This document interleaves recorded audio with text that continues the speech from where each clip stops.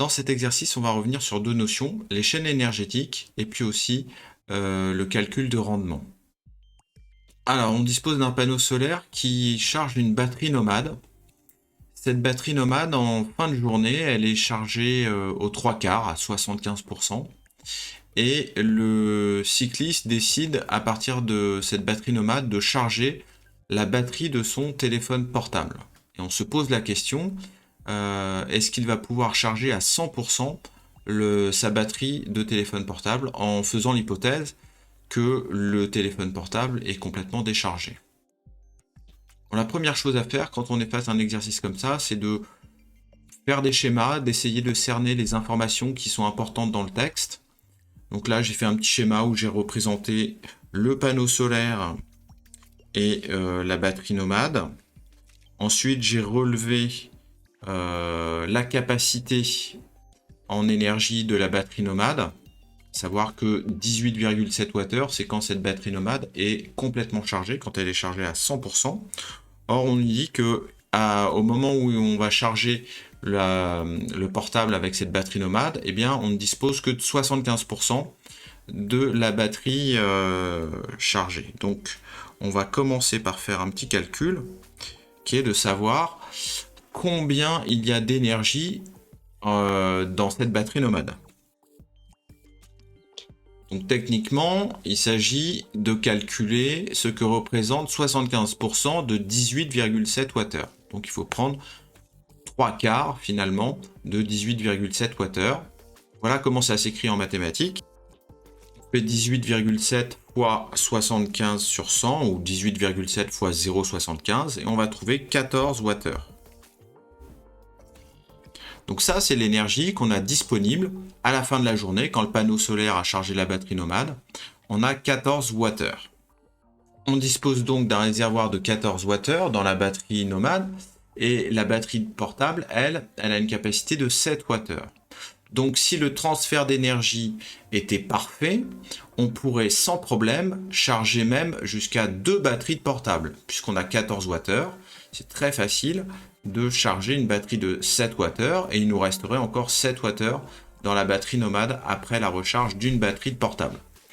Mais là où ça se complique un peu, c'est que toute l'énergie de la batterie nomade ne va pas être transférée à la batterie du portable. Il y a un certain rendement.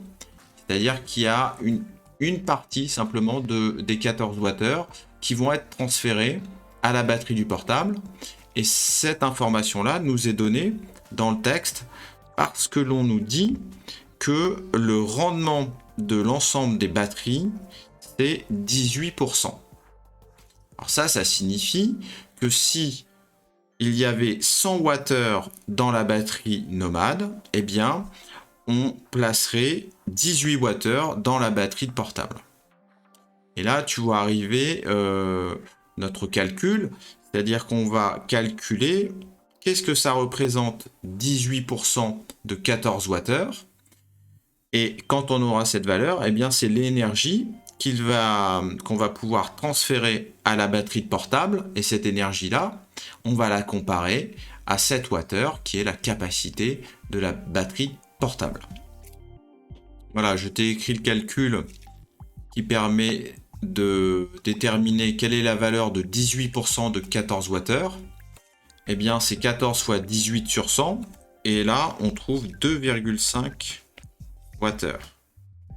Ce qui est inférieur aux 7 Wh nécessaires pour charger complètement la batterie de portable.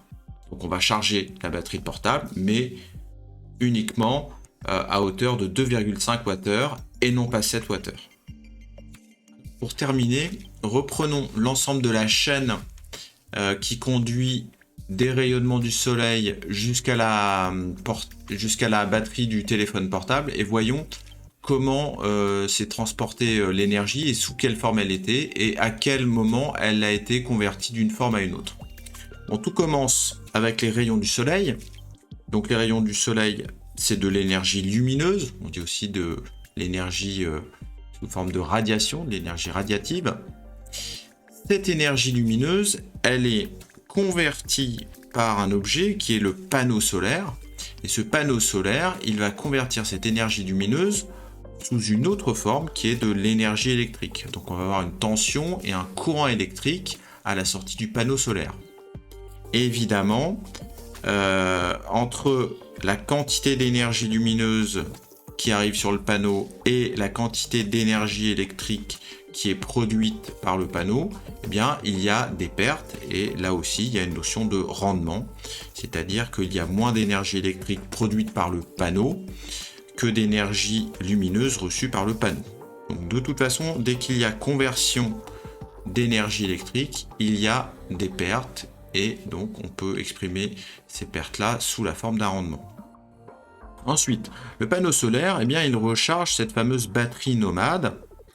Comment il fait ? Eh bien, la batterie nomade, elle va bénéficier de l'énergie électrique du panneau solaire et cette énergie électrique va être transformée en énergie chimique qui va être un moyen de stocker de l'énergie dans la batterie.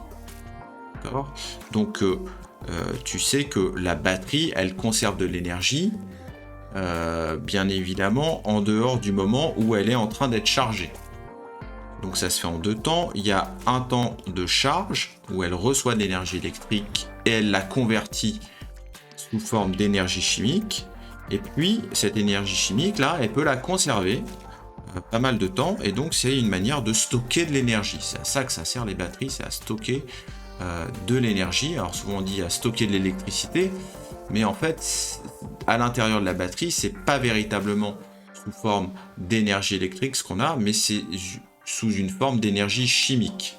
Cette énergie chimique, elle est à nouveau convertie en énergie électrique lorsqu'on utilise la batterie. Par exemple, lorsqu'on va utiliser cette batterie nomade pour recharger une autre batterie, celle du téléphone portable, eh bien l'énergie chimique stockée dans la batterie nomade est convertie en énergie électrique, elle-même reconvertie en énergie chimique à l'intérieur de la batterie de portable. Et c'est en fait toutes ces conversions qui font qu'on a un rendement qui n'est pas très bon. Tout à l'heure, on a dit le rendement, c'est 18%.